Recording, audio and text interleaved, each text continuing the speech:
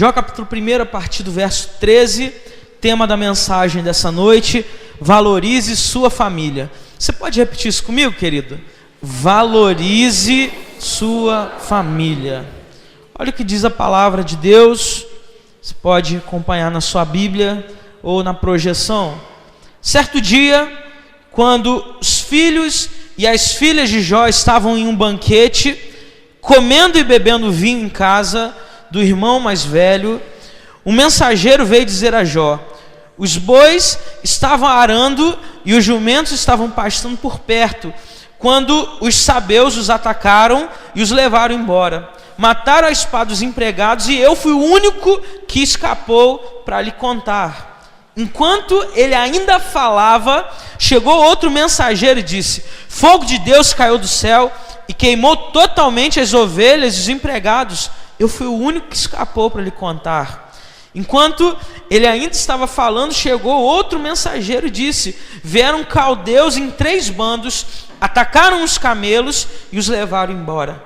Mataram a espada todos os empregados, e eu fui o único que escapei para lhe contar. Enquanto ele ainda falava, chegou ainda outro mensageiro e lhe disse: seus filhos e suas filhas estavam num banquete, comendo e bebendo vinho na casa do irmão mais velho, quando de repente um vento muito forte veio do deserto e atingiu os 4 cantos da casa, que desabou. Eles morreram e eu fui o único que escapou para lhe contar. Ao ouvir isso, Jó levantou-se, rasgou o manto e raspou a cabeça. Então prostrou-se com o rosto em terra em adoração e disse: saí nu do ventre da minha mãe, e nu partirei. O Senhor o deu, o Senhor o levou. Louvado seja o nome do Senhor. Amém? Feche seus olhos, querido. Queria que você pedisse ao Senhor nesse momento, orasse a Ele pedindo: Deus, fala ao meu coração nessa noite, Pai, que eu entenda o propósito, a proposta e aquilo que o Senhor tem a ministrar sobre a minha vida. Espírito Santo de Deus, nós te glorificamos nessa noite, Pai. Nós te glorificamos nesse tempo que o Senhor tem separado para nós. Deus, que essa palavra alcance os nossos corações, que o Senhor possa gerar vida em nós, Pai, que o Senhor possa gerar uma transformação e que possamos, a partir dessa palavra, amar mais, cuidar mais e valorizar mais as nossas famílias. Deus, é a oração que lhe fazemos em Teu nome, Pai. Amém e amém. Querido, o texto que acabamos de ler é um texto conquanto complicado da gente pensar algumas vezes, porque você fala assim: pastor, é muita tragédia que acontece. O texto começa dizendo que o mensageiro chega, embora a gente não lê os versículos anteriores, a gente vai ver a biografia de Jó. O texto de Jó, capítulo 1, verso de número 1, dizia: havia um homem na terra de Uz chamado Jó, e ele era reto e íntegro de coração. Era alguém do bem, alguém que fazia a vontade de Deus, alguém que tinha prosperidade na sua vida. Mas em um momento específico da vida dele, ele começa a perder tudo. Ele perde os bois, perde as plantações, perde os camelos, e por fim, o ápice disso, ele perde os seus filhos. Ele tinha 7 filhos homens e 3 mulheres. Então a gente se depara com esse momento terrível na vida dele, onde a Bíblia declara que, ainda assim, passando por um momento tão difícil, ele se prostra em adoração ao Senhor e declara o quê? Nu saí do ventre da minha mãe, nu tornarei para lá. O Senhor deu, o Senhor tomou, bendito seja o nome do Senhor. É um texto lindo, querido.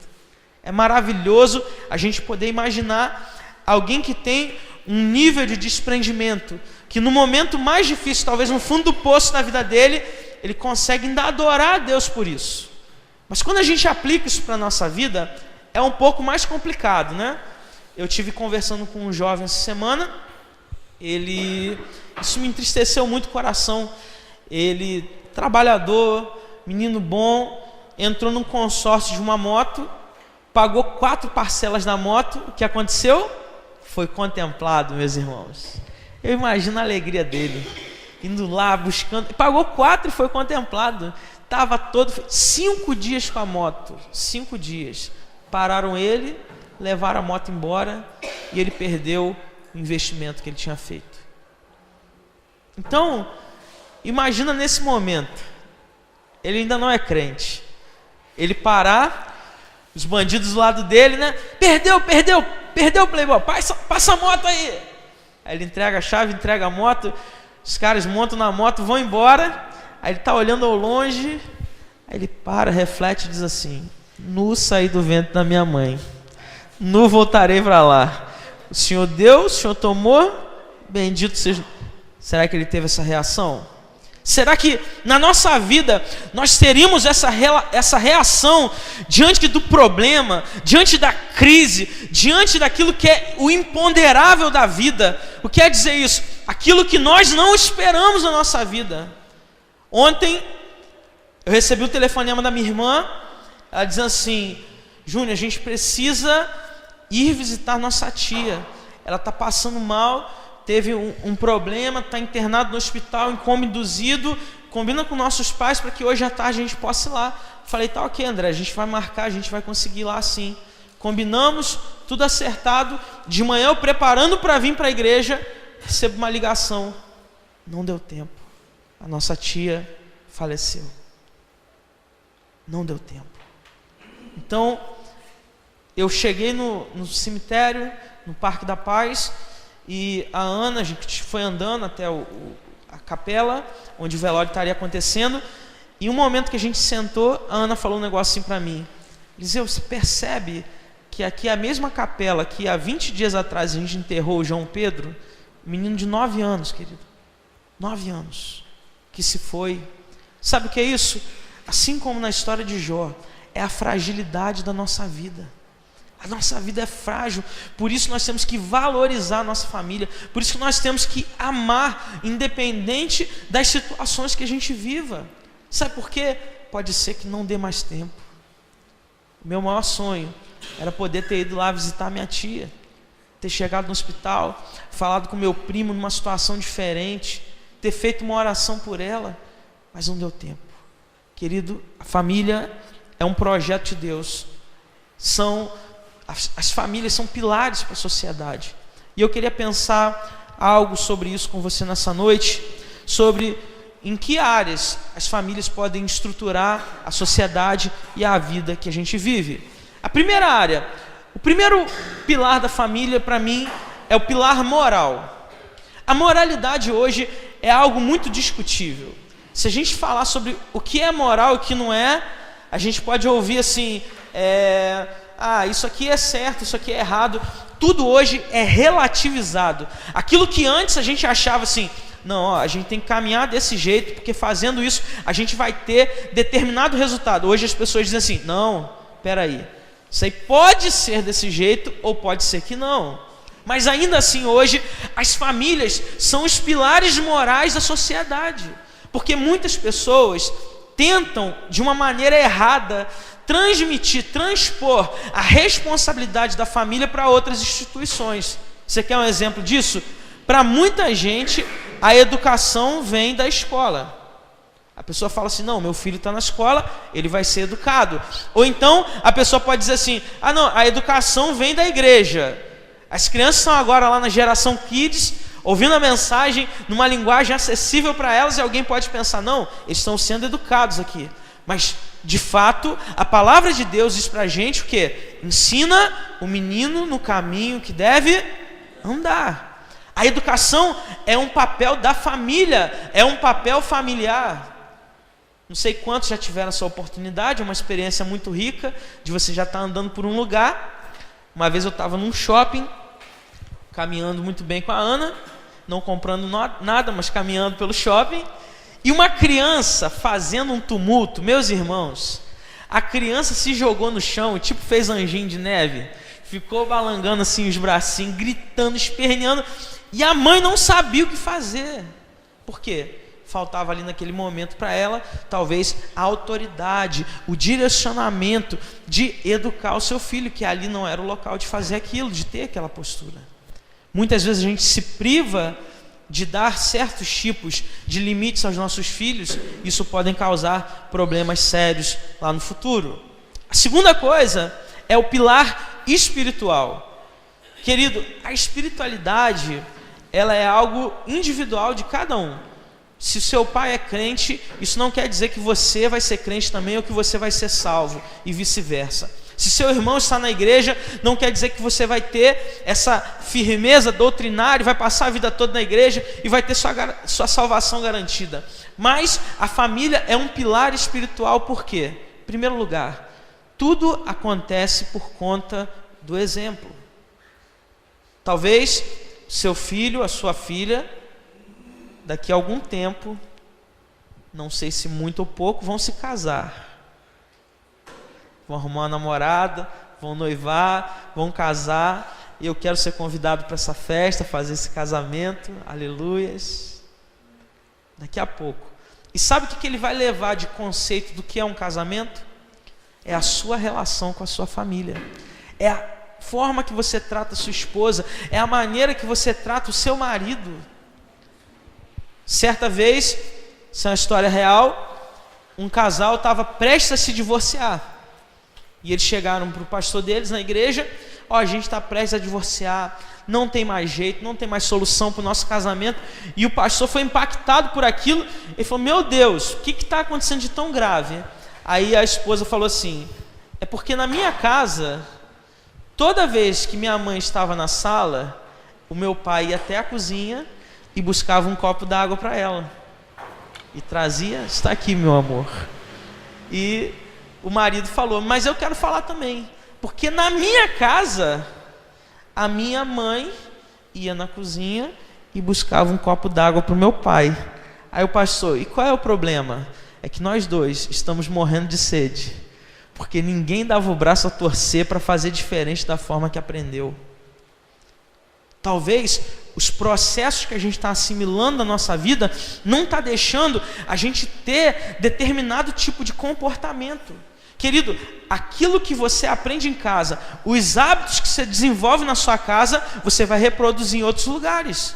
Isso quer dizer também para a vida espiritual. Se seus pais oram em casa, se você vê, o importante é isso, você vê essa prática, você vê seu pai lendo a Bíblia, isso vai te motivar a fazer o quê?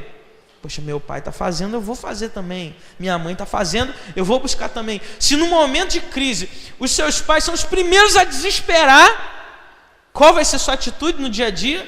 Uma atitude desesperada. Então, precisamos ser um pilar moral, mas também um pilar espiritual, que dá exemplo, que busca o Senhor, que ora, que não se abate com as circunstâncias. Jó podia estar abatido, Jó podia entregar os pontos, mas ainda assim, ele colocou a sua confiança no Senhor. E o terceiro pilar que eu queria compartilhar com você: a família é um pilar financeiro, eu coloquei lá barra estrutural. Em que sentido? A família, ela está posta para te dar um suporte. Isso no âmbito da própria família, né? Os pais, eu canso de ouvir isso: poxa, eu quero dar para o meu filho aquilo que eu não tive. Aí o filho fala assim: pai, eu não estou com o meu iPhone ainda. Aí o pai falava: poxa, no máximo que eu tinha, meu filho, na minha época, eu pegava uma latinha, botava um barbante e o outro também, telefone sem fio, era um negócio legal, né? Dá para fazer na casa, bota de um quarto para o outro, assim, um barbante passando no meio, o outro fala: fulano, oi, era o que eu tinha. Então, nós temos que olhar esse aspecto, que a família é o porto seguro, querido. Nós não somos ilhas, nós não somos seres solitários que vivemos individualmente, nós somos postos num contexto familiar. E a família vai tentar te dar essa segurança financeira, essa estrutura, para que você possa se capacitar e lá na frente você possa gerar uma família. Então, administrativamente, a gente falou sobre exemplo agora há pouco, nós temos que pensar nesse contexto também. De que forma eu posso estruturar melhor as finanças da minha casa? Talvez, eu não sei se alguns pais já tiveram essa experiência. Aí o pai fala assim para o filho chega: pai, me dá um dinheiro aí. Aí o pai fala: rapaz, está complicado esse mês, estou quebrado. Ah, você que não quer me dar. Aí o filho malandramente faz o quê? Vai para a mãe. Pô, mãe, me dá um dinheiro aí, tô precisando. Aí a mãe fala, não tem, tá complicado, né? Ou então, o pai às vezes faz isso, chega a rir agora. O pai fala assim, o filho chega, pai, me dá um dinheiro aí. Ah, fala com a sua mãe. Já passa a bomba, né? Fala com a sua mãe, né? Mas por quê? Talvez uma coisa interessante fazer é você montar, e a gente vai ter esse mês aqui alguém falando de finanças, montar a planilha de gastos da sua casa. Monta e chega para a família, ó, gente, não tem dinheiro por isso aqui, ó. Tem esse ralo aqui, o dinheiro está saindo para pagar isso, tem a prestação do carro, tem a conta de luz. Você vai mostrando para ele, tentando inserir ele num contexto que ele entenda melhor, para que assim ele possa avançar. Eu me lembro de um casal amigo, isso foi engraçado que aconteceu. Era a véspera do casamento deles. Aí o que os pais da noiva fizeram? Começaram a levar eles no mercado para comprar. Aí falou, ó, isso aqui é muito caro, isso aqui é muito barato, para eles terem uma noção de uma vida que eles não tinham antes. Eu achei bem bacana isso. Então, nós precisamos criar essa ideologia, esse pensamento, para que a gente possa assim então crescer, para que a gente possa assim avançar. Segundo o texto que a gente leu, existem alguns sinais na vida de Jó. A família, você já viu essa torre, essa pirâmide que formou aqui. É um pilar moral, espiritual e estrutural para a sociedade. Mas com o texto de Jó, a gente pode entender algumas peculiaridades na vida que a gente pode aplicar à nossa vida e à nossa família. A primeira coisa que eu queria pensar com você, dentro do aspecto da família de Jó, são os sinais de prosperidade. Dentro do texto que nós lemos, são os filhos. Olha o que diz Salmo 127, verso de 3 a 5. Quanto a seus filhos, eles são herança do Senhor. O fruto do ventre é um presente de Deus, como flechas na mão do guerreiro são os filhos nascidos na juventude. Bem-aventurado o homem cuja aljava deles está repleta, será respeitado até mesmo pelos seus inimigos, quando pleitear com eles junto às portas da cidade. Amém? Então, a primeira coisa é esse sinal de prosperidade que a gente encontra na nossa herança. Nossa herança são os nossos filhos. Esse texto é interessante porque havia muitas disputas jurídicas antigamente que eram decididas na porta da cidade. Então você imagina, e o pai com seus 2 filhos, e ele estava com uma questão com uma outra pessoa da mesma comunidade. Ele chegava lá, vamos resolver essa questão. E chegava um outro pai com 10 filhos. Quem ia ter razão, irmãos? O que tem mais filhos, porque bem-aventurado o homem que enche as suas aljavas, porque ele será respeitado até por seus inimigos, quando pleitear com eles nas portas da cidade. Então, não só nesse contexto do Antigo Testamento, o que o salmista está escrevendo, mas os filhos vão trazer para a gente uma herança e uma continuidade geracional, de geração, que talvez a gente sozinho não tenha. Aquilo que você pode construir com o seu nome, com a sua potencialidade, isso é ampliado na figura dos seus filhos. Quando você tem filhos, você imprime uma marca genética, uma marca emocional e uma marca espiritual sobre a vida deles. É interessante que às vezes a gente olha algumas famílias e às vezes o pai tem 2 ou 3 filhos, você olha assim, poxa, esse filho aqui puxou mais a mãe, esse aqui puxou mais o pai, mas cada um deles recebe uma marca, recebe uma porção que é importante a gente entender, que é importante a gente pensar. Então, quando nós olhamos para toda essa situação, a gente começa a entender a importância da nossa família, o quanto nós temos que cuidar dos nossos filhos e como os filhos são sinal de prosperidade. Aí você pode dizer assim, pastor, mas eu não tenho filho. E agora, como que eu vou fazer? Querido, não há problema. A palavra de Deus é interessante. Lá em Tito, Um texto que eu gosto muito, quando Paulo vai saudar Tito, no início da carta, ele cita Tito como um filho espiritual. Você pode hoje não ter um filho carnal, mas quantos filhos espirituais você tem? Quantas pessoas você pode cuidar? Quantas pessoas você pode abrir o horizonte para que eles possam enxergar aquilo que Deus sonha para eles? Não é uma coisa incrível? Não é uma coisa linda? A gente imaginar algo que a pessoa vai se tornar antes mesmo dela ser. Tenha filhos, ame seus filhos, vejam neles a prosperidade do Senhor e pregue a palavra do Senhor. O segundo sinal é um sinal de estabilidade. A gente leu que Jó teve 10 filhos. No segundo momento, no texto que nós lemos, a gente leu que eles estavam num banquete na casa do tio, se fartando. E olha o que diz Mateus 24, é uma cena bem parecida, versículo 37 e 38. E assim foi nos dias de Noé, assim também será a vinda do Filho do Homem. Porquanto, assim como nos dias anteriores ao dilúvio, eles faziam o quê? Comiam, bebiam, casavam-se e davam-se em casamento, até o dia em que Noé entrou na arca. Querido, o segundo sinal é um sinal de estabilidade. É quando tudo vai bem, as coisas estão indo bem, está tudo acontecendo. Então a gente vai comendo, a gente vai bebendo, a gente vai casando, a gente não vai preocupando com o dia de amanhã. E assim era acontecido na vida dos filhos de Jó, até o momento que veio um vento, a casa derrubou, todos morreram e eles não tiveram para onde correr. Nós precisamos abrir os nossos olhos espirituais, porque assim como no tempo de Noé, Noé pregava a palavra, Noé anunciava as boas novas de Deus, Noé chamava as pessoas para vir para a arca, mas quem entrou com ele? Só a família. As pessoas não queriam ouvir. É algo que acontece hoje. A gente prega a palavra, a gente anuncia a palavra, existe um determinado tempo de estabilidade e hoje todos acompanham a crise econômica, moral que acontece no Brasil. E algo que me chamou a atenção foi que um dia antes de tudo isso acontecer, o governo se reuniu, fez uma grande reunião para celebrar o bom momento da economia.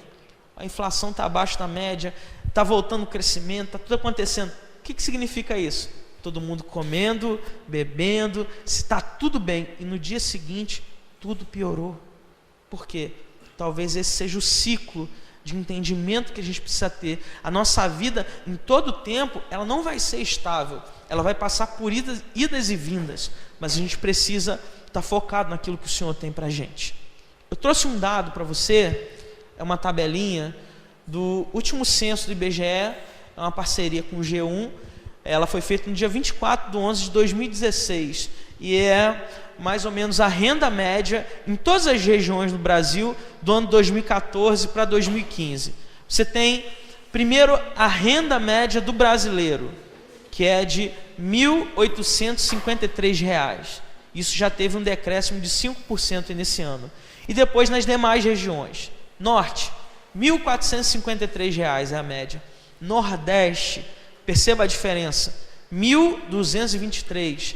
Sudeste, começa a aumentar a média, 2.117. O centro-oeste do Brasil, 2.203. E o sul do Brasil, 2.079. Mas se você reparar essa tabela que está sendo projetada aí, em todos os cenários da nossa nação, houve o quê? Decréscimo na média salarial do brasileiro. Eu não trouxe para você ver hoje, mas se a gente fizesse o mesmo dado comparativo dos anos 14 e 15 em relação à inflação, sabe o que a gente teria visto? Um acréscimo. Isso quer dizer o quê? Que enquanto os produtos, serviços, os valores aumentam, o salário médio do brasileiro cai. Isso a gente está falando do salário médio, mas eu sei que muitas pessoas vivem com menos de R$ 1.200 por mês. Eu, poucos dias atrás, conversava com um aposentado. Ele disse assim para mim: pastor, eu me aposentei com 5 salários mínimos. Eu falei: rapaz, que bênção. Ele: hoje eu recebo 2 salários mínimos e meio. Tive que voltar a trabalhar. Porque nesses anos todos de aposentadoria, nunca houve um reajuste de acordo com a inflação.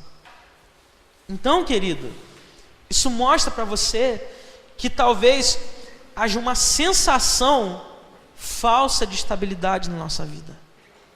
Muitas pessoas acham, eu tenho que ter uma vida estável, ter uma casa, ter um carro, ter dinheiro no banco para me poder viajar, para me fazer, mas até coisas que são materiais, que parecem que não vão se alterar, elas mudam, a gente perde. Sabe por quê? Hoje em dia nós damos mais valor às coisas em detrimento das pessoas. Deus mandou que nós amássemos pessoas e usássemos coisas. Sabe o que a gente faz hoje? Nós usamos pessoas e amamos coisas. Talvez esse seja o maior erro da nossa geração. Achar que a materialidade vai ser a resposta para a nossa vida, quando não é. A única resposta é no nome que está acima de todo nome, o nome de Jesus Cristo.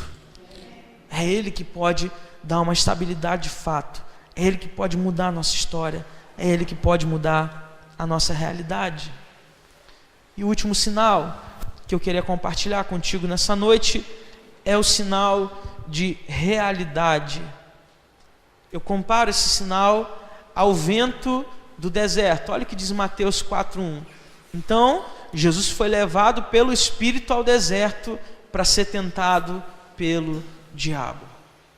No texto que nós lemos inicialmente, a gente percebe que naquele momento que a família de Jó, os filhos de Jó estão reunidos naquela casa, vem um vento vindo do deserto, dos quatro cantos, e aquela casa vai abaixo, vai à ruína, acaba. Então, eu comecei a pensar sobre o deserto. O deserto é uma região que ocorre pouca quantidade de chuva, em virtude dessa situação climática, a umidade é muito baixa, pouca vegetação se desenvolve nessas condições, a vida se torna complicada para os seres humanos e para outras espécies de animais. O solo do deserto, ele é pouco fértil e formado principalmente por areia e por rocha. A última coisa que você sabe muito bem, que de dia no deserto é um calor insuportável e à noite as temperaturas são baixíssimas. Essa é mais ou menos um panorama do que a gente imagina ser um deserto. E deserto na linguagem cristã, em jargão cristão, a pessoa fala assim: estou passando por um deserto. O que significa isso? Estou passando por prova, por luta, mas talvez esse seja o sinal de realidade de Deus para a nossa vida, querido. Um sinal de despertamento. Você já se perguntou: por que eu estou passando por determinada situação? Por que determinada coisa está acontecendo na minha vida? Qual sinal o deserto está te apontando? O sinal normalmente aponta para algo que é maior do que você, para algo que está além de você. Primeiro sinal do deserto: Ele mesmo te enviará ao deserto. No texto que a gente leu atrás aqui de Mateus, fala que Jesus foi levado para o deserto para ser tentado. A primeira verdade é que muitas vezes aquilo que a gente está colocando, responsabilizando o diabo, de fato não é culpa do diabo.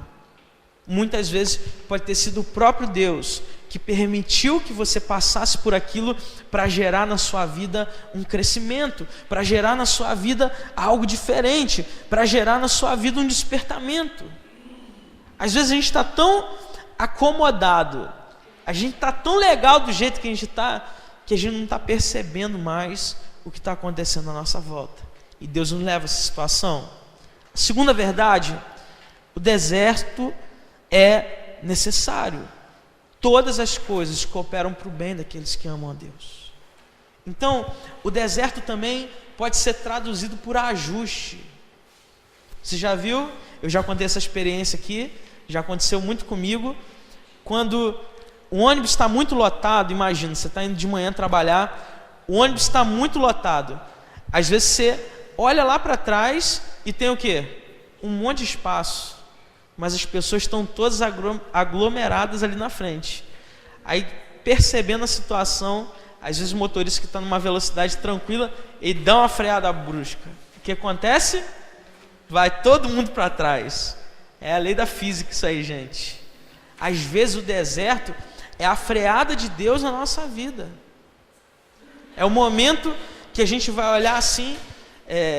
O pastor Marco pregou aqui umas quintas-feiras passadas, logo na abertura do mês da família, né? E ele contou a história de um homem que vivia bêbado, alcoolizado, tinha uma vida complicadíssima, e um dia ele caiu doente. E um dia eles conversando num processo de discipulado, aquele homem falou assim: a doença foi o deserto que Deus me deu para que eu pudesse parar e para que eu pudesse ouvir a voz de Deus. A pergunta que eu tenho para você hoje, querido: será que deserto Deus vai precisar mandar para que você se ajuste na sua vida? Será o que é necessário acontecer para que você deixe de lado as suas prioridades e entenda que a prioridade de Deus é o principal na nossa vida? Eu gosto muito de dizer isso, que não é possível a gente numa vida aprender todos os erros do mundo. Por isso a gente é aconselhado a aprender com o erro dos outros. Todo mundo fala isso, né? Olha para o erro dos outros para você aprender, porque não tem como você errar tudo nessa vida, fazer a vida toda errada. Agora, o que é melhor? A gente começar a obedecer a Deus pelo nosso entendimento, ou porque algo catastrófico aconteceu na nossa vida? Porque a gente foi levado para um deserto que foi necessário, mas que você podia dizer assim: meu Deus do céu, se eu tivesse ouvido a voz de Deus antes, Deus tinha me poupado de todo esse processo aqui. Eu conheço e convivi com muitos seminaristas que eles já estavam com uma idade avançada, com uma condição financeira, estruturados na vida, mas que eles falavam assim: rapaz, se eu tivesse ouvido a voz de Deus anos lá atrás, talvez eu não tivesse passado tudo que eu passei na vida. Mas por rejeitar o chamado, a vocação de Deus, nada concatenado, nada casava na vida deles. Era complicado. Então precisamos entender o chamado de Deus. Terceira verdade: o deserto, ele existe para você ser testado. Nós vamos ser testados, nós vamos ser disciplinados. O deserto é o quartel-general, é o nosso treinamento, o dia de treinamento, para que a gente também possa estar pronto para as questões da vida.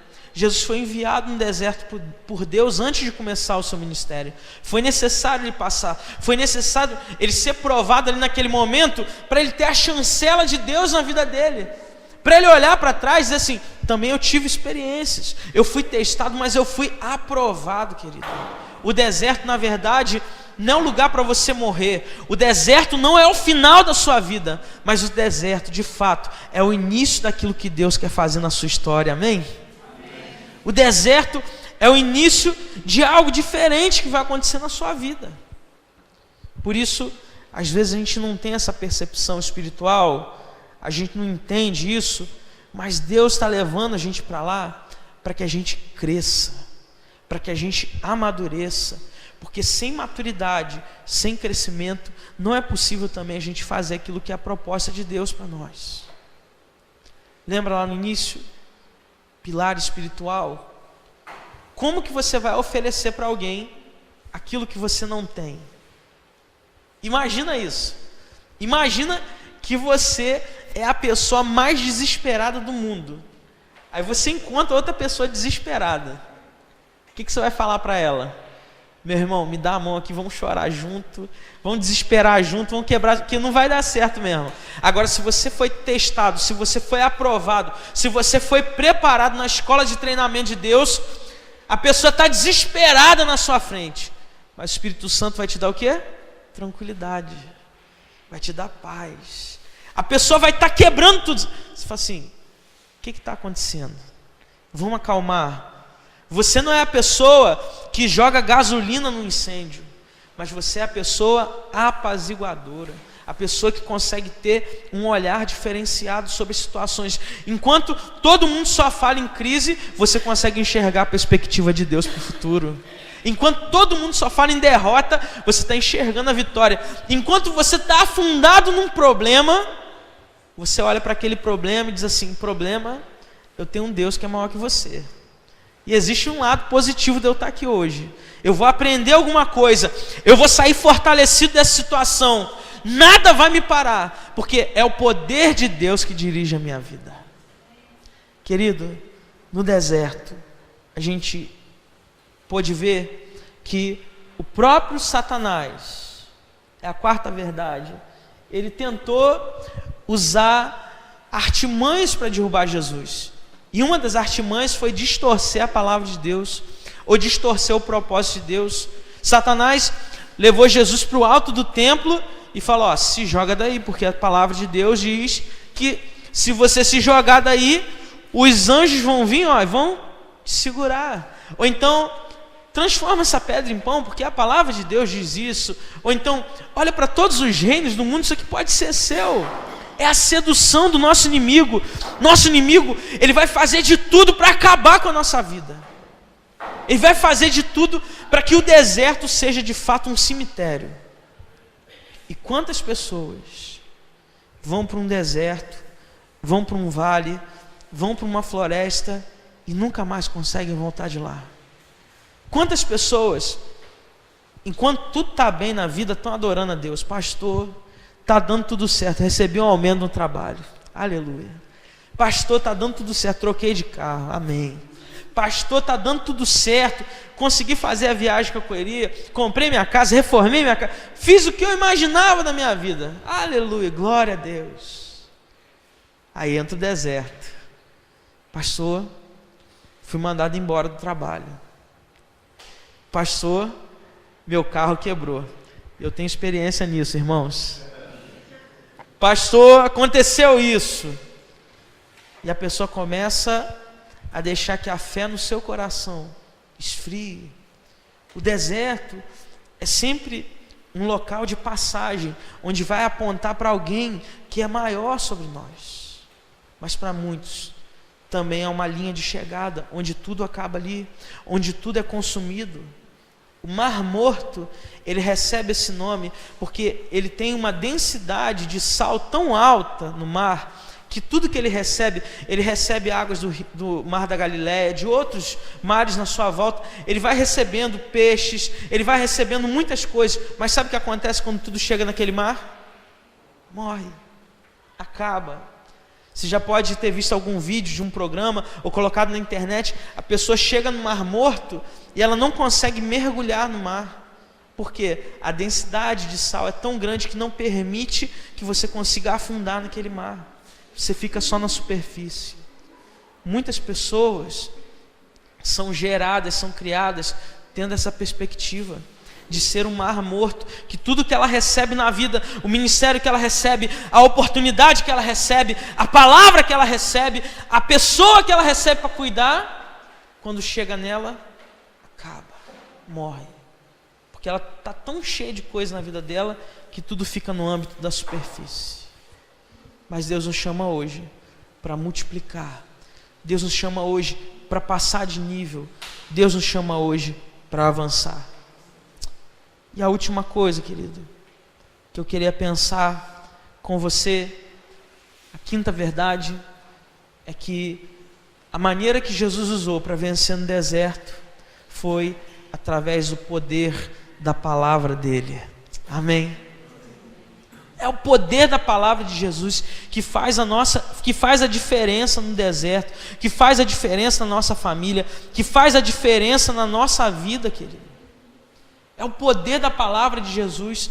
Quando Jó estava no auge da sua doença, ouça isso, ele já tinha perdido a reputação dele, porque os amigos falavam assim: Jó, diz para mim, pode contar aqui para a gente, está só nós aqui, o que você fez? Qual foi o pecado que você cometeu? Que não é possível que tudo de ruim está acontecendo na sua vida, conta para a gente. Ele já tinha perdido os seus bens, o seu dinheiro, ele já tinha perdido a sua família, os seus filhos. A mulher de Jó, isso é uma aplicação boa para a gente fazer para a nossa vida, né? Que quando a gente está com crise, com problema, normalmente A nossa esposa, isso pode ser para o marido também, tem que ser o nosso esteio. Você fala assim: amor, deu errado isso aqui. Aí como que você pode ser o esteio? Como que você pode ser o sustento naquela situação? Meu querido, não acredito que isso aconteceu, mas vamos orar, porque Deus vai mudar a sua história. Se está ruim hoje, amanhã vai ficar melhor. Vai dar tudo certo, aleluia, glória. Mas como que é a realidade muitas vezes? Amor, aconteceu isso. Eu não te avisei, eu sabia que ia acontecer. Rapaz, eu estava sentindo, eu tive aquele sonho que eu vi uma pipa voando e a outra vindo, aparando e cortando aquela pipa. Eu sabia que era isso que ia dar errado. A pessoa já, né, elabora um negócio na cabeça. A mulher fala: meu Deus, perdi dinheiro. Não acredito que você perdeu dinheiro, não acredito, num tempo de crise. Então você está potencializando aquilo. Você está criando uma situação muito mais complicada do que já é. E a mulher de Jó chega para ele e fala o quê? Aí Jó fala: querida, está difícil a nossa vida, perdemos tudo, perdemos dinheiro, perdi a saúde. A situação da saúde de Jó era tão complicada, gente, tão grave. Ele teve lepra, ou hanseníase, para a nossa versão mais atual. A pele de Jó, além de criar aquela casca comum da doença, ele ter que se afastar da comunidade, ele se cobria de cinza todos os dias. A pele dele começou a entrar num estado de putrefação. Ela começou a ficar cheia de feridas e cheia de pus. A quantidade de pus que tinha era tão grande que a palavra de Deus diz que ele pegava um caco de telha todos os dias e passava em cima da pele para tirar aquele pus, e a pele ia soltando. Naquela situação toda, a esposa de Jó falou o que para ele? Meu filho, ó o esteio, ó o sustento, amaldiçoa o seu Deus e morre. É melhor você morrer, Jó. Você já perdeu tudo, já perdeu a vida, não tem mais nada para fazer. Mas Jó, ele, ao invés de seguir talvez essa orientação da sua esposa, ele decide seguir a Deus. Ele decide seguir a Deus. Já estava tudo preparado para a morte dele, querido. A sociedade já imaginava isso. Os amigos já imaginavam que ele estava acabado. A sua família, a sua esposa que restou, já não via mais solução para ele. Jesus estava no deserto, 40 dias com fome. Jesus estava lá sofrendo, passando dificuldade. Talvez o diabo pensou assim: é um momento de vulnerabilidade de Jesus, é momento de vulnerabilidade de Jó, é um momento onde a família está enfraquecida, a gente vai acabar com ela agora. É nesse momento que você tem que se munir da palavra de Deus, a palavra que é viva, que sara, que cura, que restaura possibilidades. É o momento que a gente tem que se prostrar na presença de Deus e começar a orar ao Senhor, clamando a Ele: Deus, muda a minha vida, Pai. Deus, muda a história da minha família. Deus, eu coloco a minha fé em ação, por mais que todas as circunstâncias apontem para o meu fracasso. Eu quero tão somente depender do Senhor e crer no poder da Tua palavra. Querido, esse é o desafio para a vida da igreja. Esse é o desafio para a nossa vida como ser humano. E uma frase que tem me marcado, eu quero terminar com ela, encerrando essa palavra. É a frase que eu disse semana passada: não escolhemos a família que nascemos, mas nós escolhemos a família que seremos. Nós podemos repetir juntos essa frase? Não escolhemos a família que nascemos, mas escolhemos a família que seremos. Essa escolha está nas suas mãos. A possibilidade é nossa de fazer a diferença nesse tempo.